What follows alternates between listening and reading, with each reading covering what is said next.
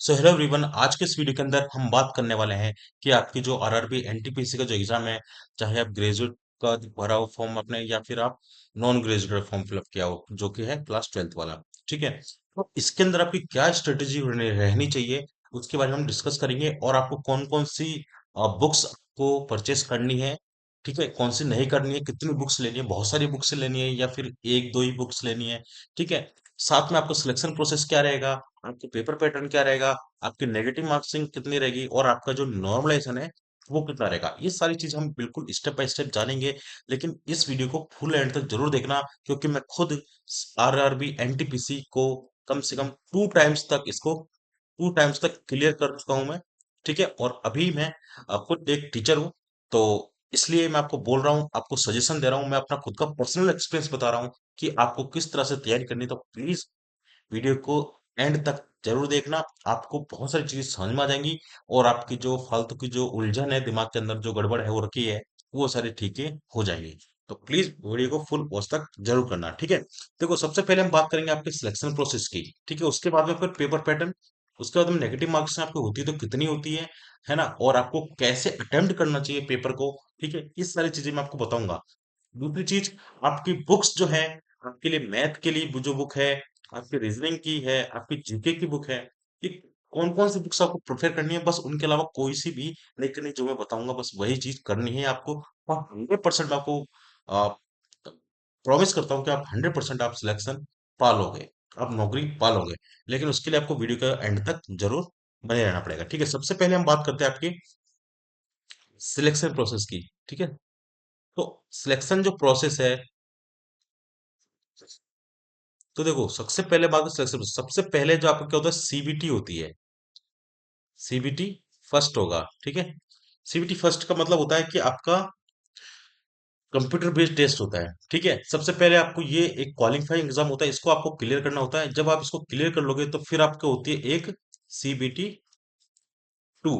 ठीक है, लेकिन इसके अंदर मैं आपको चीज बता दूं, आप जो जिस जोन से अपने फॉर्म को अप्लाई किया है ना, उसके अकॉर्डिंग ही सबकी कट ऑफ अलग अलग जाती है। ठीक है, कट ऑफ जो होगी वो आपकी जोन वाइज जाएगी।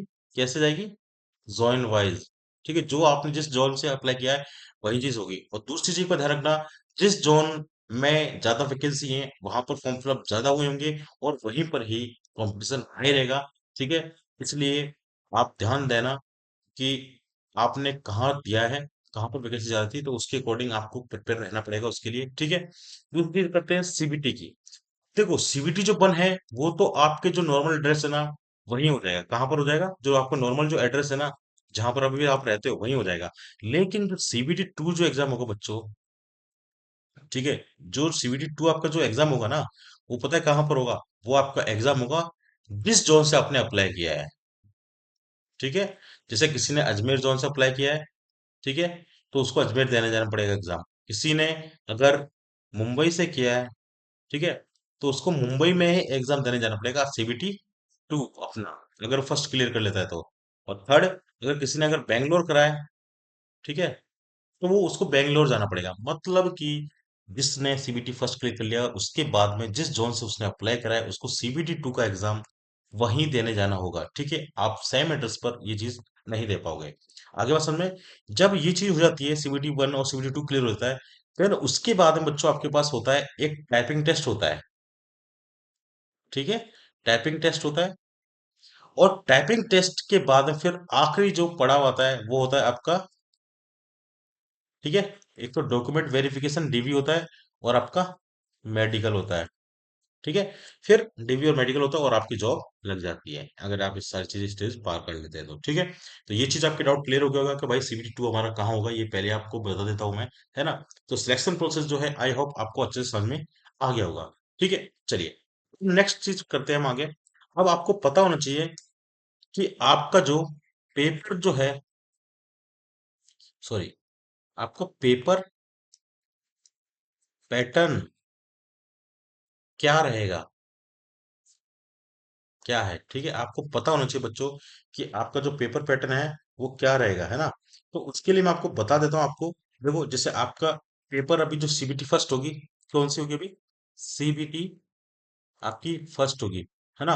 तो उसके अंदर आपको जो पहले आपको इसी को क्लियर करना होगा। उसके लिए आपको देखो, एक तो आपका एग्जाम होगा किसका, मैथ्स का। फिर आपका होगा, मैथ्स का होता है एक रीजनिंग,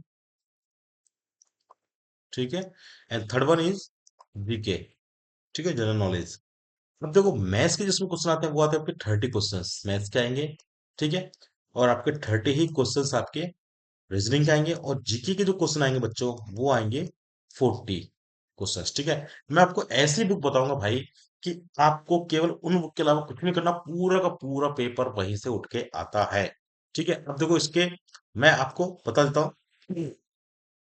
मार्क्स जो होंगे इसके होंगे 30 के 30 मार्क्स होंगे, ठीक है। यहाँ पे भी आपको 30 मार्क्स, सॉरी 35 होगा। एक बार रफ कर लेता हूँ इसको मैं, ठीक है। देखो, तो आपके जो मार्क्स है इसमें जो मार्क्स होंगे आपके जो एड ऑन होंगे, जो जितने मार्क्स का जो पेपर होगा वो तो होगा आपका, देखो 35 का होगा ये, और ये भी 35 का होगा। मैथ्स रीजनिंग दोनों 35 के होंगे। लेकिन जो आपकी जीके होगी वो होगी 50 मार्क्स की, ठीक है। ये क्या है आपके मार्क्स, ये है आपके क्वेश्चंस, ठीक है। और ये है आपका सब्जेक्ट। आई होप आपको ये सारी चीजें एकदम क्लियर समझ में आ रही होंगी धीरे धीरे, ठीक है। आपको ये चीज, ये स्टेप जो है आपको पार करना होगा, है ना। अब ये चीज आपको क्लियर होगी होगी। चलिए अब मैं आपको एक और चीज बताता हूँ साथ में, कि अब हम बात कर लेते हैं कि इसमें जो है ना नंबर ऑफ जो मार्क्स होंगे, वो क्वेश्चंस जो है, नंबर ऑफ क्वेश्चन तो आपके कितने हो गए, 100 हो गए, ठीक है। और जो आपके जो मार्क्स है वो कितने हो गए, 120 हो गए, ठीक है। तो अब आपका जो टोटल मैंने आपको बता दिया है, ये आपका क्या है टोटल, ठीक है। टोटल समझ में आ गया आपको कि आपके टोटल जो नंबर ऑफ क्वेश्चन है वो 100 है ना। और जो मार्क्स होंगे वो आपके 120 होंगे। अब आपको एक बात बताता हूँ, लास्ट नेक्स्ट स्टेप में क्या होगा। अब आपकी जो मार्किंग है मैं बताता हूँ, कि आपकी जो नेगेटिव मार्किंग है, नेगेटिव मार्किंग, अब देखो इसमें क्या नेगेटिव मार्किंग होती है कि नहीं होती है, तो भैया नेगेटिव मार्किंग इसमें होती है, ठीक है। अब इसमें जो नेगेटिव मार्किंग होती है बच्चा, वो कितनी होती है, वो होती है आपकी 1/3। कईयों को ये चीज समझ में नहीं आती कि भैया 1/3 मार्किंग का मतलब क्या होता है। तो इसका मतलब ये है कि अगर आपने 3 क्वेश्चन गलत कर दिए, अगर आपने 3 क्वेश्चन जो है आपने क्या कर दिए, गलत कर दिए, है ना, 3 क्वेश्चन अगर आपने गलत कर दिए, आपका जो है 1 मार्क्स, 1 मार्क्स आपका कट होगा, ठीक है। मतलब कि 3 क्वेश्चन गलत पर आपका 1 नंबर कट जाएगा। ये होती है नेगेटिव मार्किंग। तो इसमें नेगेटिव मार्किंग 100% है, ठीक है। तो इस बात का ध्यान रखें कि आपको नेगेटिव मार्क्स नहीं करने, जो क्वेश्चन सबसे पहले आए और एकदम कॉन्फिडेंट हो आप, वही क्वेश्चन आप पहले करें। अगला स्टेप मैं आपको बताता हूँ बच्चों, कि इसमें जो है नॉर्मलाइजेशन, नॉर्मलाइजेशन होता है कि नहीं होता भैया। तो 100% इसमें नॉर्मलाइजेशन किया जाएगा आपका, ठीक है। एक बार ध्यान रखना, जिस जोन का, किसका, जिस जोन का पेपर जो होता है, जिस जोन का पेपर हार्ड आता है ना, थोड़ा हार्ड आता है ना, वहां पर ये नॉर्मलाइजेशन किया जाता है। और नॉर्मलाइजेशन से डिफरेंस कितने मार्क्स का जाता है, कम से कम आपके, है ना, नॉर्मल बता रहा हूँ, नॉर्मल से नॉर्मल आपके +- 15 से लेके 20 मार्क्स का नॉर्मलाइजेशन हो जाता है आपका, ठीक है। कितना मार्क्स होता है, 15 से 20 नंबर का, या तो आप घट सकते हैं या फिर आपके बढ़ सकते हैं, ये डिपेंड करता है आपकी जॉन के ऊपर, ठीक है। तो ये चीज भी आपको एकदम क्लियर समझ में आ गई होगी। अब मैं लास्ट बात कर लेता हूँ आपके लिए, क्योंकि आप जिस चीज का वेट कर रहे हो कि सर बुक्स कौन कौन सी लें, ठीक है। बुक्स, बुक्स कौन कौन सी लें, हम मैथ्स के लिए कौन सी लें, ठीक है। आप रीजनिंग के लिए कौन सी बुक लें, ठीक है। और आप जीके के लिए कौन सी बुक लें। तो भाई ये जो बुक मैं आपको बताने वाला हूं ना, ये काफी ज्यादा इंपोर्टेंट बुक है, और मैं इन्हीं 3 बुक्स के पढ़कर आपको मैं बता देता हूँ, मेरी काफी अच्छी रैंक आई थी, और एएसएम में सिलेक्ट हुआ था मैं, ठीक है।